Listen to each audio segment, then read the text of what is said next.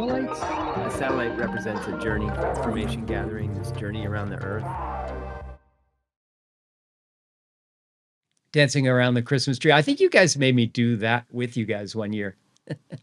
Yeah, the song is hilarious. I mean, it's a Swedish tradition. My grandfather was half Swedish, Yeah. and he's an Odhner. The Odhners are, worshippers of Odin, that tribe or that clan, and they're pretty tough. It's a pretty badass. If you read about it, like they used to do weird things where they go up in a tree and hang there until in a thunderstorm and stuff, just prove themselves. I don't know. That was like the initiation rites. So I often think like if I ever need to like tap into some kind of ancestral dark power, like to overcome some conflict, I like tap into my Odhner gene. Nice. But anyway, we also dance around trees and we sing hilarious songs like "Foldy Roldy Roll, Foldy Roldy Roll," like that kind of. Yeah, it's coming back to me now. I think you made me do that, and I was totally embarrassed, but also it was super fun. Yeah, like the thing is, you sing the song and you go faster and faster. Keep up the dance till we can dance no longer. And when we stop into bed, we hop, and that will make us stronger. Hurrah! Did you see that movie? I don't know. You just made me think of that movie, Midsommar. Did you see that? I haven't seen that. Midsommar. Yeah, it was a horror movie, but it was like, it was about sweet. Is it about sweets? It's that one actress. I can't remember her name. She's in all kinds of things now. She was in Oppenheimer. Did you see Oppenheimer? Anyway, she was like the mistress, the one that died. That's killed in the bathtub. Yeah. Yeah. I can't remember her name, but so she's the main character, main star of this movie. But and it's a horror movie, but it's bright light, midsummer in Sweden, and it's like really bright, really colorful. So it like visually, it doesn't look like a horror movie at all, which actually makes it more horrifying. I can see. Yeah. And basically, she travels to Sweden. I think it's Sweden, somewhere in Scandinavia. And it's basically kind of this cult that she doesn't realize that that's what she's visiting. She's gone there with a friend, and oh man, it's a great movie, but totally terrifying. All right, yeah. But we should say this is Satellite Haiku. I'm Sean. This is Satellite Haiku, and I'm MiLo. Yeah. So I can't remember her name, but yeah, something about singing and dancing and the Swedish, like the words and the getting faster and faster made me think of that movie. It's it's totally worth watching. I'm not big into horror as a genre. I don't like the feeling of being scared by a movie, and I hate like jump scares, like those startle kind of things. Yeah, I hate that. And this movie doesn't really have that. It's just creepy as hell, and I almost want to watch it again now that I'm talking about it. But yeah. So it's a psychological thriller rather than like a slasher. It's not a slasher, but it's not pure psychological either. It's not just internal scariness. It's like a horror movie like none other, because like I said, it's so colorful and so bright, and the outward sort of stuff that's happening is kind of fun, and I can't really describe it. You know what's funny? Like, so you can go out like the horror genre, and like, kind of country of origin, like the filmmaking in Norway versus Japan, for instance. Like I watched this movie. I was really into this this director. I can't remember his name. He's a Norwegian, or maybe from Copenhagen, horror director, and he had the actress Na Yuki from Japan. So she comes to Japan on this like. She comes to Norway or Copenhagen to go out on this whaling boat. And it ends up being like everyone kills each other. And then at the very end, and she ends up being like the last person standing. And she has to kill someone with chopsticks, like at the airport. Oh my God. In their eyes, And so and I remember thinking like, I've seen some really brutal Korean and Japanese horror films. They're just bloody. And then the Norwegians and the Danish have this also like, dark horror stuff that has to do with like boats and ice and like whale blood and the Japanese ones are so overtly there's a movie, and I wouldn't call this horror, but there's a movie called 2LDK. Do you know that one? It's kind of a weird the abbreviation stands for like 2-bedroom with a living room and a kitchen. It's like an abbreviation when you're hunting for an apartment. So basically the premise of it is these two women are put into this apartment together because they are both vying for a role in a movie with this famous director, right? So they're basically competing with each other. I see. For this role, but they're put in this same apartment in this location where the movie's going to be filmed, right? And so their audition is going to come up. And so like the movie escalates from them being sort of like a little passive aggressive in the way they interact, because they're definitely competitors. And it escalates bit by bit by bit by bit until it's a full on, like they're trying to kill each other and they're destroying the whole house. And like there's chainsaws and swords and you know what I mean? Like it gets so overtly violent, but it's just these two women vying for a role. It's a wonderful movie, but it's very Japanese. It's that exact thing that you talked about. It's like so over the top violent. Yeah, and also sort of like I've never actually. I'm not a horror fan, so I've never seen Texas Chainsaw Massacre or the one Halloween or Freddy Krueger, Nightmare on Elm Street. So I just don't watch them because I'm way too nervous as it is, like too anxious and too that you said jump scares make me feel sort of ill, rather than. So that anticipation of a jump scare where you're anticipating it and it's going to happen, but. Yeah, and it's like, come on. And you're so you're so annoyed also at being manipulated that easily by a movie. At least I am. Totally. Yeah, totally. I made the mistake of watching that. I got really into Korean directors. I think as I sort of headed back into filmmaking as an art form and wanting to participate myself, I started looking for people whose camera work really impressed me. And the Korean filmmaking, especially the action films, they're just beautiful. They're beautifully shot. Like and so by accident, I watched this one called Old Boy. Oh yeah. I've seen Old Boy. Oh, it's just like, and that has that sort of like hot. I think they're really inspired by Alfred Hitchcock. But doesn't it begin with this really violent murder? Like there's a. Yeah. It begins in I feel like that's the one that begins in it's like an office or maybe even and it's just like blood spatter. Like within the first 5 minutes of the movie, it's just like the whole screen is like full of blood. some like sort of, Navy SEAL type killer comes in and has to fight like all the guards of this James Bond villain, And so they usually have a hallway and they have to work their way down the hallway with an axe or something. And like, and in some ways, I think there are some ways that that can be comedic. Like if there's blood goes like squirts on the lens, and it could be almost like a little bit. Well, comedic. And that's why like Asian, like the Japanese and Korean films play with that line where between violence and comedy, like no other sort of like film, I guess culture does that in the way that Japanese culture does. Like the animated samurai movies with people's arms being chopped off and stuff like sometimes it's really funny but you're also sort of disturbed by the fact that you're laughing. Like on the true purest comedic way, that's like, in Monty Python where the knight gets his arm chopped off and he's like blood is spurting and he's like, what are you going to do? Bleed on me? Like that's like and then they like bring it back toward the horror genre and they find that weird space where you're laughing and. Right, they walk that tightrope really well. Yeah. Do you remember a film when we lived in New York? We went to see it at a film forum called Henry, the Portrait of a Serial Killer. It was like a true story. Yeah, I do remember. I don't know that I saw that with you at Film Forum. I might not have been there, but I've seen that movie. Yeah.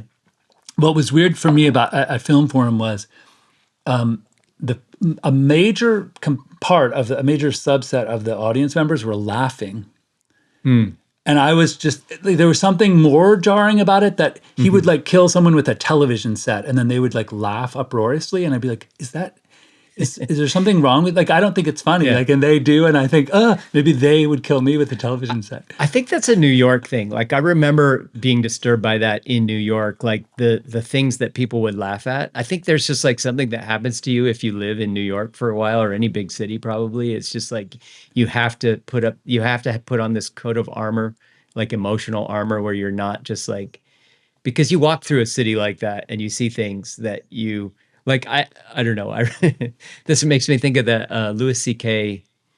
like one of his old bits was talking about how he had a friend when he was living in New York. He had a friend from, the Midwest or something come visit him. And, he picked her up at the airport and they took like the train and back from the airport and they're coming up from underground into the city. And just as they reach the surface level, like the street level, there's like this homeless guy and Louis C.K. like totally politically incorrect the way he says this, but he goes, "We passed this homeless guy and he was particularly homeless." Like that phrase. Ooh, like ooh. You know exactly what he means, but I know like, exactly it's so what wrong. he means. Oof, yeah, it's wrong. But he goes, and so like then he says like his friend was like, "Oh my God," and like went to help the person and what's wrong? How can I help you? And then Louis C.K.'s like pulling her away, like, "Oh no, we don't do that here." Like, and then the whole joke is about like how she's actually like doing the right thing, and he's the one who's fucked up because he's lived in New York so long, and that's kind of the like he's sort of making fun of himself and the callousness you have to develop in a place like New York. That was sort of Louis C.K. at his best before he took his weird turn that he's taken. I was going to ask if he I know he was canceled, and then I think there's a certain amount of time that goes by and people ask like, when is it okay to bring back? It's also such a bullshit thing that he was canceled. He does huge Madison, like his last show was in Madison Square Garden or something. Like the whole I would say like he has the bro audience for sure still. Like he's got a big audience. And unfortunately it seems like I watched his last special, the one he did in Madison Square Garden. There were some great things in it. And some of it was still like vintage, wonderful Louis C.K. But a lot of it was also sort of that bro-y and also sort of like kind of the bitter comedy about being canceled, which is ridiculous to make jokes about that when you're in Madison Square Garden doing your set. Like he's obviously not canceled, right? So he lost a certain audience. The one thing he did in that sketch, and that was the latest special, which was actually the only bit that I found really funny, was this Jesus thing where the plum tree or is it a plum tree? It was like a fruit tree. And I never heard this story from the New Testament. I forget. And he tells this story about how Jesus, and he reads directly from whatever book of the New Testament, where Jesus encounters this fruit tree and it doesn't have any fruit. And he's sort of like pissed off that it doesn't have any fruit. So he just destroys the tree with like a dark miracle.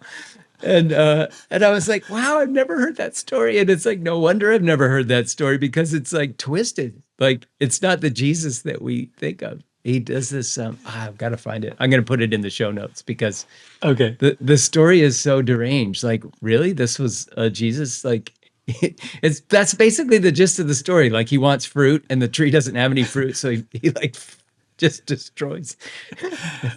He like Gandalf kills it with like a sort of bolt of like bad Basically. growing energy.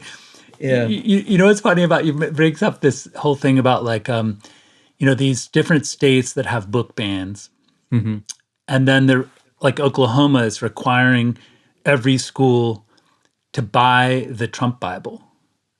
Yeah, I heard that. Right. So anyway, so if there's a bunch of people who are saying like there's a comedian who just basically lists all of these horrible things like incest and rape and and they go on and on and on, and then they're like, and it turns out that those are all stories in the Bible. Like if you ever, like all the stuff that conservatives want to ban, there's so much of that in the Bible. It's crazy. Yeah, like I remember I was a kid, and it was like one of those, I was like maybe 11 years old, 12, and we had been going to Sunday school, and we'd been learning Swedenborg and stuff and learning about the Bible. We had to learn all the names in the book of the Bible: Genesis, Exodus, Leviticus, Numbers, Deuteronomy. And you get to Kings. And if you've ever read Kings, it's just all about sodomy and rape, and they push some woman outside the wall and say, don't attack unless you can do whatever you want to her. And you're just like, oh my God, like this is just that. Like, what does that even? Why do kids? There's some crazy stuff. Yeah, in the Old Testament, wasn't there a story about like a daughter who was like seduces her dad and then kills him or some crazy thing. I don't even remember. It's wild, yeah. And so for conservatives, you'd be like, have you guys actually read this book? Because this would be like the first banned book. Like this would be, unless you wrote like a child version that was like pictures with and removed all of the dark stuff. Yeah, it's pretty wild. But I wanted to go back to where you're talking about that callousness in New York. I remember, so I'm a big fan of Paolo Soleri. He's the one that did Arcosanti and Cosanti. He was an Italian architect who came over. He did a PhD in architecture, and I think this is where a lot of his thought process is about. So he comes over. He's invited to come to Frank Lloyd Wright's studio in Phoenix. He comes to Phoenix to work in the Frank Lloyd Wright studio, and it very rapidly went south because it was hot in Phoenix, and Frank Lloyd Wright would show up to talk to clients wearing like a three-piece suit, like a vest and a long jacket and like a bowler hat, and like he had a cane. And Paolo Soleri was like, oh my God, it's way too hot. So he would show up in a black Speedo. He would like come out of his office wearing a black Speedo, and the clients were, these like very wealthy clients. And so Frank Lloyd Wright kicked him out. Half of the disciples went with him because he was so visionary. So like he sort of tore the Cosanti school in half, and they went with him. So he ends up becoming like this sort of like 60s icon of visionary architecture, and he moves and buys land up in like an hour north of Phoenix and builds this experimental city that's called Arcosanti. And it's partly finished, it's now houses the Form Music Festival, which is absolutely, I highly recommend if anyone ever wants to go to it. It's like the very soft core version of Burning Man. It's like soft core Burning Man Form at Arcosanti. Anyway, so he goes up there and he writes this book called Lean Linear Cities. And he looks at, for instance, Manhattan, which is 14 miles long and about 1.5 miles wide. And he looks at the city of Hong Kong, which is also a long, thin strip. And it's, it's limited on the sides. And he says, this is the ideal shape for my system. But the way to avoid, he said, when you take a bunch of rats and you put them in a box, as you increase the population density of the space, violence skyrockets, logarithmically. So like if you have enough space for each rat, they don't fight. But if there's not enough space, they just start fighting, and then it rapidly gets bad, right? So he goes, the same thing's going to be true as the density of a city rises, unless you create 4 types of spaces. Private space, which is like your bedroom and your living room, kitchen. Semi-private, which would be your balcony. Semi-public, which would be some kind of like park or sort of like a maybe even the atrium in your apartment building, and then public space. And if you have the right balance of those 4, you can reduce the violence as you increase the vertical density. It's called lean linear cities. It's a fascinating idea, but so he looked at a place like Manhattan and said the shape is perfect. They just need to build where they have a balance, where you're not going from your apartment out onto the street, and there's no like, you're missing those 2 semi-private and semi-public spaces, and so you can't get away from the density out on the street. And so you go a little bit crazy like a rat in a box because you don't have the semi-private and the semi-public. Isn't that interesting? Yeah. So that just kind of gets back to that callousness that you develop, like when you live in that environment in order to survive and not become like a violent lunatic, you just develop calluses. Yeah, like I used to walk the pugs when I lived in Tribeca, and I remember watching these 2 old men almost come to blows. Like their anger, one of them let their dog poop just off the curb on the street. And then he kept smoking a cigarette and was walking away. And the other guy was like, pick up your dog's shit. And the guy was like, fuck you. They just, they rapidly, they were like 2 like 81-year-old men that were about to punch each other over the dog poop. And I thought, it's not really, they're just upset because they have to share the street, and they're like, they're getting like more and more prickly. And I think that's what you're aiming toward. It's like that you have to create callousness because otherwise you'll get angry. But there is a, like, I often complain. So this is something I complain about, and my wife is so tired of hearing it. Even though I've lived in California longer than I've lived anywhere else, there is I refer to it as a self-correcting culture on the East Coast. So like, just examples, right? Like if you are leaving a restaurant with your group of 6 friends, right? And you're out on the sidewalk and you're saying goodbye and you're blocking the whole sidewalk and people can't walk by, right? Like in New York, if you do that for 10 seconds, somebody will go, "Get the fuck out of the way." Right? They'll yell at you because you're blocking the sidewalk, right? Like Sure. here, people just like get all miffed, and then the result is the culture is just people clog the sidewalk, and they have like absolutely no awareness that there are other people in the world at all. Like, Interesting. and so, and like driving in the left lane, that's another one, right? Like if you drive in the left lane in Pennsylvania or New York or Massachusetts or any of those places, like people will flash their lights behind you, they'll honk at you, right? You move over, right? Like if people just cruise along in the left lane here, like the left lane, I joke, is the second slowest lane on the freeways in California. Like the right lane is usually the slowest. Sometimes the right lane is actually the fastest. Yeah. The right lane's usually the slowest. The far left lane is the second slowest. It's crazy. So, and if you were to do that thing that happens in the East Coast, where you're behind somebody and they're going, 57 miles an hour in the left lane in a 65, and you're like flashing your lights at them, at that person, they have no idea what you're doing. They're like, what? Like they don't.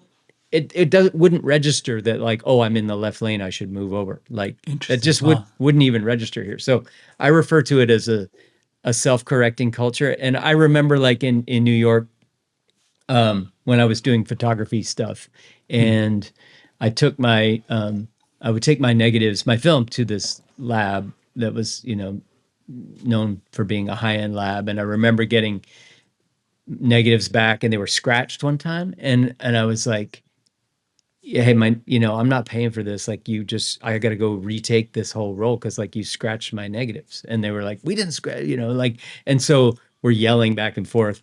And I remember thinking like, this is New York. Like, I don't hate this guy. He doesn't hate me. We have nothing against each other. It's kind of like being in this guy, I guess maybe this is it. Like we're rats but the analogy I used was like, we're like a big Italian family. Like we're all in a small house and we yell at each other, but at the end of the day, we still live together. We like each other. Like, but we yell all the time at each other. That's just the way we interact. So there's just kind of a directness that I miss a little bit in California. And I get in trouble. I used to get in trouble in Arizona when I first moved there from New York. And I would try to, approach people with that same directness sometimes. And I still get it a little bit out here where people are a little bit put off by like, oh, that I'm being aggressive or something. And I have to remember like, oh, that's just not how we talk. Even though I've lived here longer than anywhere else, it's kind of like, yeah. I wonder how remember the cooperative interrupting? Does that, like in business meetings, when you're with a lot of West Coasters, does it ever seem like you have to self-correct because you're... Oh, 100%. Yeah, I can't do the cooperative interrupting out here. Like that's just, like I just interrupted you, right? Like, but we don't, it's just how... Yeah, it's a flow. If you do that, it's a flow. And if you're not, if there's a resonance, and if this culturally doesn't work, this is just a side note. They don't understand the cooperative side of the cooperative interrupting. It doesn't, it's not a thing. Like it's just interrupting out here. Right. And I remember when I moved to New York and we had grown up in Philadelphia.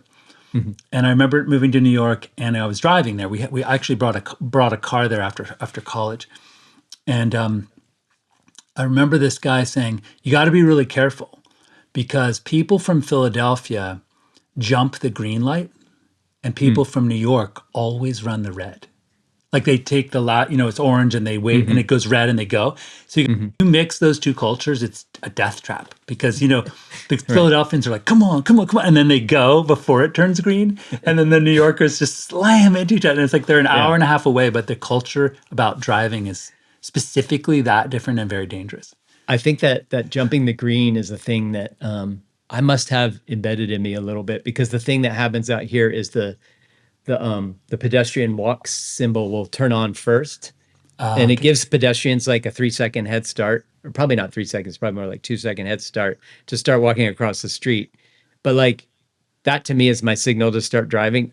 And my wife always is like, "Oh, it didn't turn green yet." Like she gets kind of, she's a huge backseat driver, and we fight about that a lot.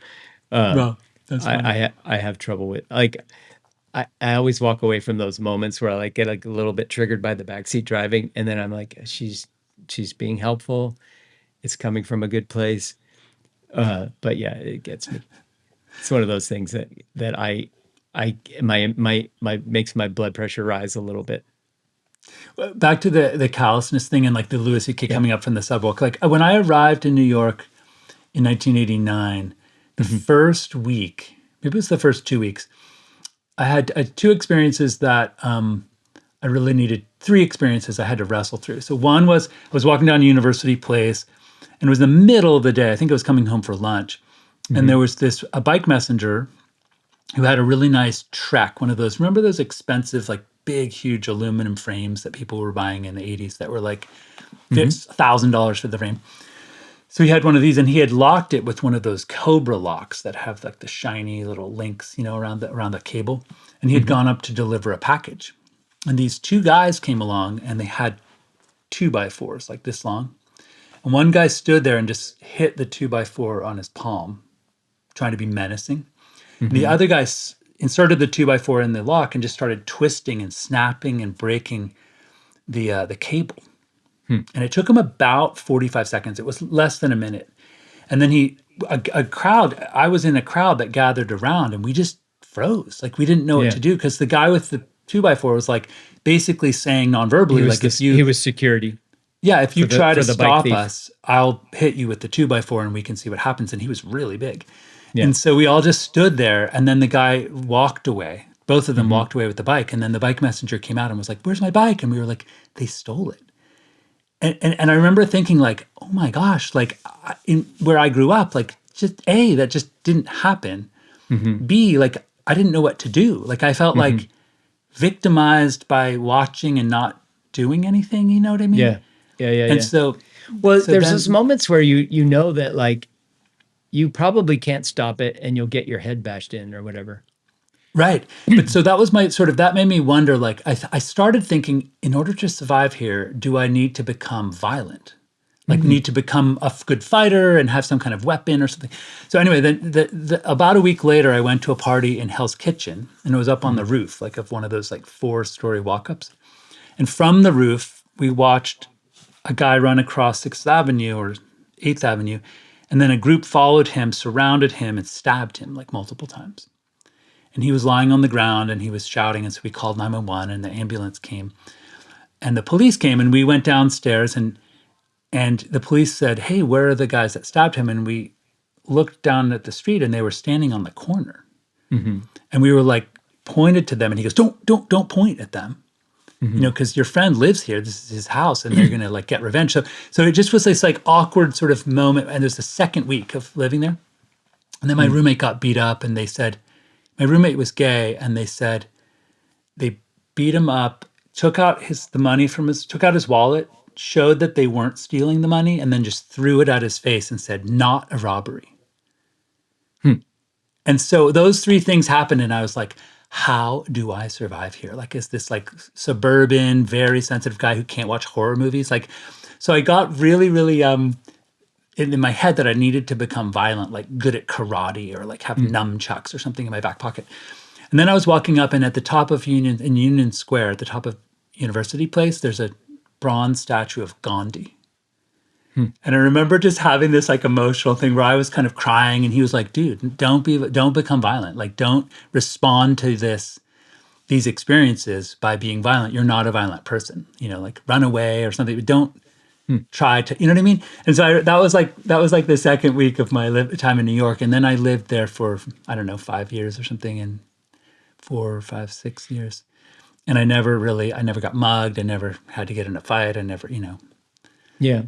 Interesting. But I don't remember like witnessing violence in New York really like that. Like when I lived there with you, I feel like I remember sort of like squalor. That was the stuff that I saw that was disturbing to me. And I still find that when I moved to San Francisco, like the level of like the weird dissonance that you encounter between wealth and squalor, like sometimes juxtaposed directly against each other. Like one of the images that comes to mind here in San Francisco is like a homeless sort of encampment, like where there's one or two or three homeless people that have, maybe a tent and a shopping cart, and it's just sort of like it's where they live, but from the outside it looks like just like a pile, right? And you sort of feel like, like how can somebody live there? And then like, just as you're registering that, like a Waymo will drive by, and it's like these two very totally opposite visions of not only like I was going to say the future, like but the present, like the two things side by side. I live there's a housing project just on the other side of my hill, and this there's some in my neighborhood, there's some incredible houses, and then like just on the other side of the hill, it's the housing project where OJ Simpson grew up, right? It's like one of the and finally they're kind of like tearing it down and moving people into much better. San Francisco has moved to this integrated affordable housing model where any apartment it's all mixed now. Like they don't have like concentrated projects anymore. So they're getting rid of that one finally. But yeah, I mean, it was, it's just like that juxtaposition is kind of crazy. And I remember being very disturbed by that in New York and still disturbed by that here. Yeah, I used to volunteer. When I first moved here, I was looking for, I looked for ways that I could sort of be integrated myself into other communities and try to sort of be a little bit of a bridge between those two worlds, because I felt really weird living in this kind of privileged tech world right side by side with that kind of poverty. And, so I worked with an organization called CASA, which works with foster youth, and it's like a court advocates for foster youth. And I haven't done as much volunteering since I've been married with kids. Like it's definitely harder to find the time, but now that the kids are a little older, it's definitely something I've started to look for. Like they are just old enough where organizations will allow them to volunteer. So that's cool. It's something where we want to start doing as a family. But yeah, I mean, like that side by side squalor and wealth is kind of wild in a place like New York City and Manhattan in particular. And here in San Francisco, it's huge. It's like it's just a weird reality that you live in. Interesting, because San Francisco is limited because it's an isthmus, but it's not long and lean. And I think the whole point of the long and lean was that there could be a central corridor for a light rail train or bus system, and everyone could really walk to it because they're only having to walk halfway across like half a mile is the most. So that would be like one reason that Paolo Soleri was looking at or felt like those were optimal shapes. But I wonder if San Francisco, I mean, it's kind of round, isn't it? It's kind of like round. It's like 7 miles across and 7 miles, 9 miles vertical and 7 miles east to west. And it's, or 7 by 7, like is the famous, like it's almost a square. And I think New York has the subway, which is a very democratizing kind of entity. Like you go on, I remember going on the subway and seeing, Saturday Night Live cast members, right? Oh yeah. And other famous people, film wealthy actors people, and directors, everyone uses it. Yeah. Exactly. Everyone uses it. And out here, it's very much, well, so things are more spread out. They don't have there's not a good subway. So it's very limited. And I think just politically, there has never been an appetite here for that kind of public infrastructure. Everything on that scale is public-private, and so it just sucks. It's like this weird public-private, and then you have like companies like Google and Apple and stuff that they don't even want to participate in what level of public transportation there is. Like their employees could take Caltrain from the city down to Google or Apple, but these companies have launched their own private, charter bus services for all their employees. And so it's just very segregated here. There's not that same democratizing, ridership. Why at do you all. think they initially did that? Did they feel like the existing public transportation wasn't sufficient? Yeah, I mean, that's pretty much it. And they like politically, it's just a very weird political culture here. So like in some places there would have been a vocal and powerful kind of movement towards, hey, if these companies want employees, they want to attract employees and they want to make it easy for, like, the way to do that is to improve the public transit that exists, like to invest in, but there's this very libertarian kind of, or liberalitarian kind of left out Yeah, here that's just totally. like doesn't believe in taxes and doesn't believe in public works and all that. There's like there's this sort of like the ethos is, well, like we are tech geniuses and we can do something better than what exists. And it's just like there's so much political inertia that makes it hard to improve anything. So we're just going to build our own separate thing. We're just going to pay for our own separate thing because they just sort of look at that stuff as a lost cause almost. And I don't know, it's hard to really describe it, but like this, it's sort of comes from that libertarian mindset, I think. Yeah.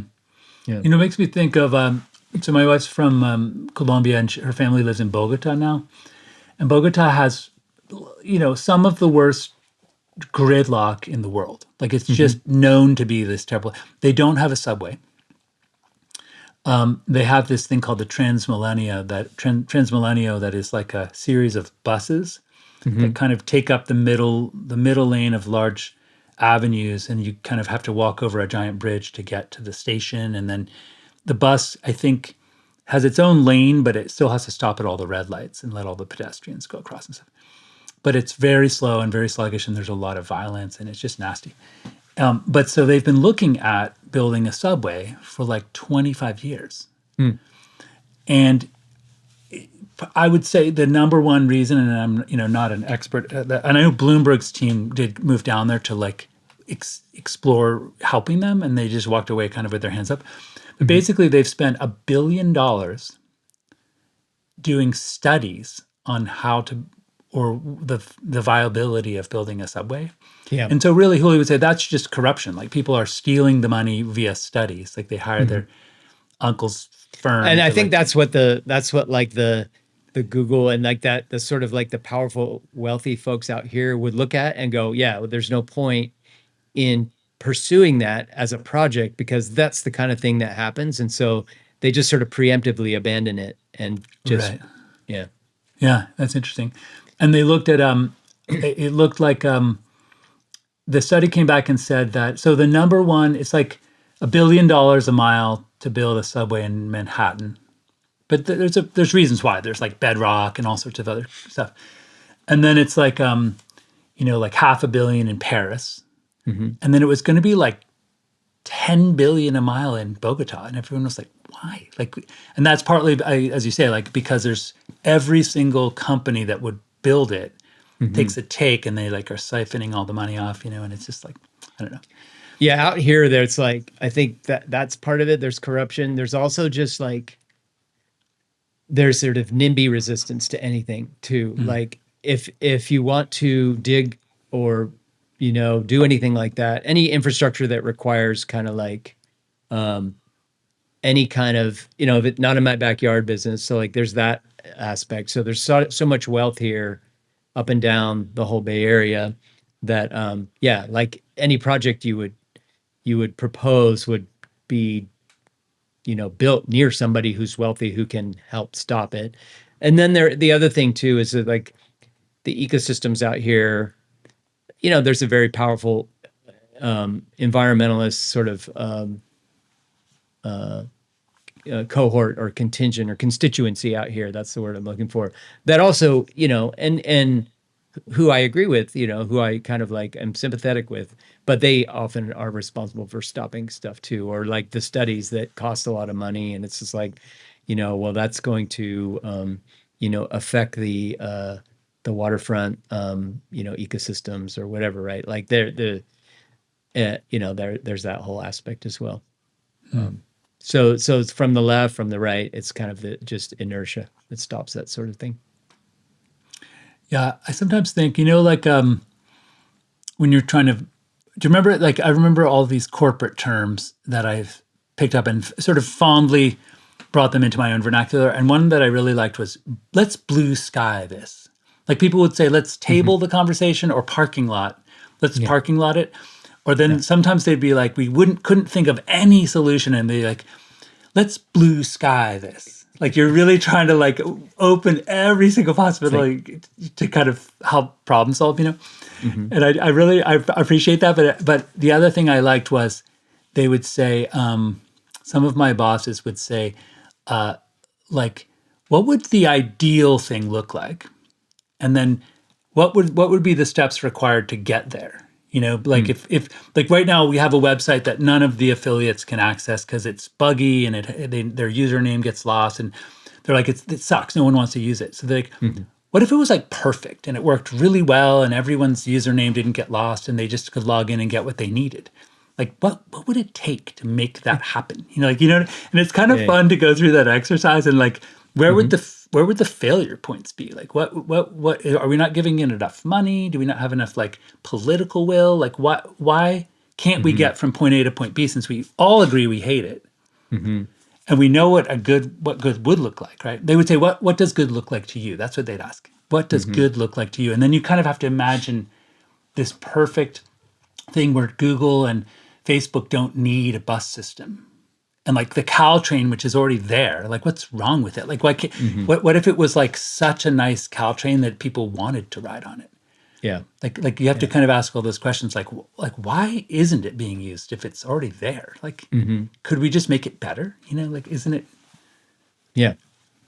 Yeah, it's such a weird network of transit companies out here, and only during my time out here did they reconcile the fares between them. Like they created this Clipper card thing where you could go from one to the other. But that when I first moved here, like if you wanted to go, like I lived in the East Bay and I would want to take BART and AC Transit and Muni. That's what I took. I took a combination of BART, AC Transit, and Muni, and it was such a pain in the ass.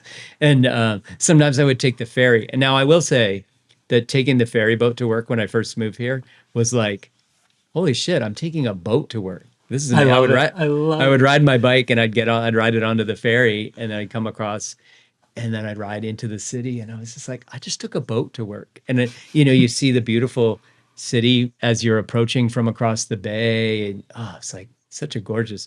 I have not gotten tired of how beautiful this city is. Like it's really pretty. I'll be driving around, and for one thing, it's changing all the time. Like the weather is so volatile here, like not in a like not volatile in the sense that it's like really impactful. Like volatile meaning that it's just always changing, unstable, right? Like there's fog one day, and then not even one day. Like there's fog for 3 hours, and then there's like the fog sort of lifts, and as it's lifting, you get a crazy view of the Golden Gate Bridge just because of the certain way that the fog is starting to evaporate. It's just crazy. It's just always changing here. It is so beautiful. Such a beautiful city. It's true. I remember the first time I came to visit you when you were in the East Bay. I took the BART under the river back to the city, and I remember like thinking that the interface to buy your BART ticket was one of the dumbest interfaces. Like Like it was Oh, kind yeah. of like someone sat down in a laboratory and was like, let's make the dumbest interface. That's the hardest thing to Yeah. use. Like It was almost impossible to like the machine to buy a BART ticket. adding money, subtracting, like you had to put like $5 on and remove like 10 There were cents. different 10 cents, screens in different places for different things. It was like the thing that, oh man. Yeah, I and then it was I remember super, that. like if you didn't know the names of the stops, like I actually bought one that I thought was right. And then I remember like trying to get off and it wouldn't let me out of the subway. And this policeman was standing there and he was like, well, you didn't pay enough. And I was like, I just want to get off. Like I'll pay anyone. I want to leave. Right. And they're like, you can't leave until you add more to your card. And I was like, how can that be a thing? Like how, like it shouldn't let me go on it if it's not enough. I just didn't make sense to me. They definitely have improved it to some extent. Yeah. So it I seems almost- like, sorry, go ahead. No, I was going to say like then when I came to work, I came to stay in cubicle crash with you for your wedding or like prepping for the wedding, right? And I remember you said, oh, the bus, you just take the bus to the office. And you said, don't look at the Muni arrival times because they're all wrong. Just use Google Maps and it's like real time by the second. And I was like, so Google can do it and Muni can't. Like they have the same like chip on You the would car. think the Like, source would be the same, yeah. I don't If they're remember like- that exactly, but yeah, it's definitely those things have definitely improved for sure. Yeah. No. And I'm just being mean because at the time I remember Yeah. being so impressed that like No, Google it's would still- literally say, walk across the street, stand on the corner, it'll arrive in 3 minutes. And there was no other way, like a map or say, and I was like, that's incredible. Yeah, Anyway. it's still a clusterfuck here. That stuff has gotten a little bit better, but compared to New York, yeah. So since we seem to have kind of like drifted into city living as our kind of our theme for this one, but one of the things I was thinking about last week about New York that I remember feeling disturbed by, and I don't remember. I feel like I talked to you about this at the time, but it was that sense that you couldn't be unique in New York. Like you couldn't, it was just that sudden feeling like no matter what I decide to do, like I could wear a chicken suit and walk around with my trumpet and play on a street corner.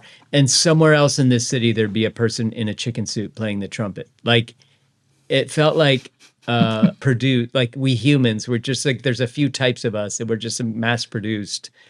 And there's no way to sort of like be a person, an individual anymore. Like no matter what I thought of as unique about myself is true of 200 other people in this city. Did you ever have that feeling? No, I used to talk about this with my ex-wife, who was also your roommate, and she had this theory that there were 150 molds, like that there were these molds that people were like genetic kind of like structural molds, and that you could and it turned out like later in life, like when I went to like stay in Shanghai, for instance, I would look and I'd see like, oh my gosh, that's like the Chinese version of my dad.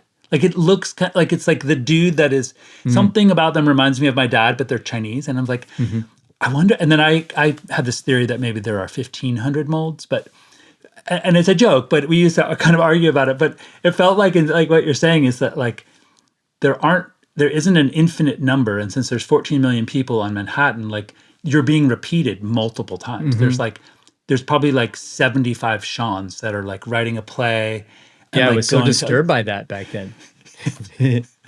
But, there's a photographer, and I'll put this in the show notes because I can't remember his name. There's a photographer whose work is based on that premise. And he'll just take pictures of people on the street, right? Like he'll have them stand for him. Like he's not taking them as they're walking by like candidates. He'll have them stand there.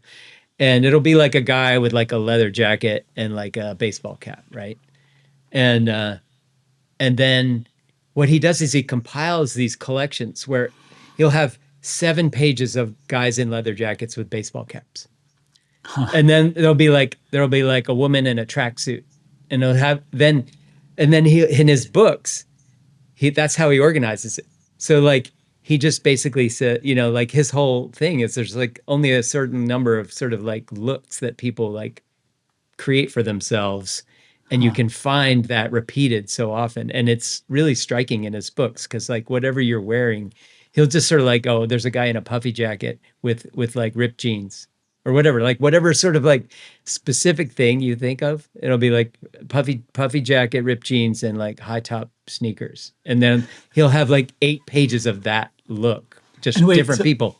I have a question. Are the subjects people that he found and photographed, or does he find them like? No, find them- he's literally just walking around cities. So they're and all he'll his just- photographs. Wow. They're just all photographs of that he just takes pictures of people. And you can, like, the way he does it, I'm guessing, is he just takes pictures of people. He's not looking for a particular look.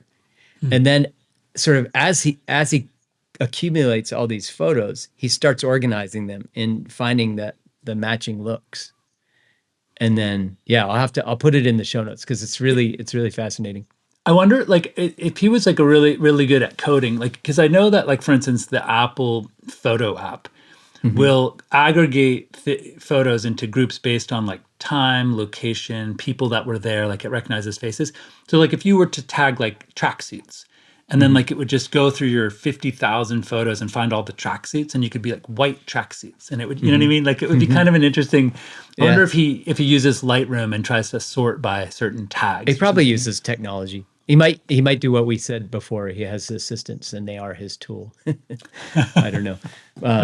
But we're at an hour. We should probably wrap this up. Let's wrap it up. That's what I said. But yeah, it's good to. So this was a city one, and I think the last thing I'll say about the city, I think we're thinking about Manhattan because of the United Healthcare CEO's murder, and that brought like the whole world sort of focused on Midtown Manhattan for a week, and then of course the manhunt and stuff, and so I can even cut that out, clap, but no. So we could do first world problems. I have a good one. Oh, okay, yeah. What's your good one? All right, so my good one is with the iOS 18, and this is sort of, I hate to say this, but like we could even just make a whole episode about talking about like this impulse to sort of punish people for things we don't like, like that whole like someone said, the UI designer who changed the photo app on iOS 18 should be taken out and shot or something dumb like that, right? And I was like, what? And I looked at it myself and I was like, oh my God. No, it's really so bad. Terrible. Like, how did someone let that out the door? How were there not like phase gate checks and some person saying like, does this really reach that usability like metric we're going for? Because like I literally was looking for favorites because I store my passport photo in favorites. Yeah. And I Googled, like, how do I find favorites on iOS 18 photo? And they were like, you have to scroll to the very bottom and say customize order or something. And then you have to check favorites. There was a parody video on TikTok of, it was like the guy who the designer, the iPhoto designer. And he was like working on his computer. And then he's like, oh, lunch. Yeah. Hold on a second. I'm not, I just need to finish. It's good enough. Or something. I'm not doing it justice, but it was along those lines. Yeah. No, it's really bad. That doesn't take it down the road even far enough, because the truth is, he didn't just he didn't not do something. Like, he took something that worked well and broke it. Yeah. You know what I mean? Like, that's what I think is so amazing about it. It's like, it's not like he did a shoddy job updating new features. He broke existing ones that everyone was counting on. Like, and it's mind-boggling to me how someone let him do that. It's almost like he did several versions and he had this sort of free-form beta one that they were like, let's just experiment with a new layout. And they were like, by accident, uploaded that one. You know what I mean? Really It almost feels like it was an accident. Like, all right. Well, I will join you with that first world problem. It's really bad. It's tremendously bad. Okay, man. Well, great to talk to you, brother. and talk to you soon. Okay, bye. Yeah. Okay. Bye. Satellites? A satellite represents a journey, information gathering, this journey around the Earth.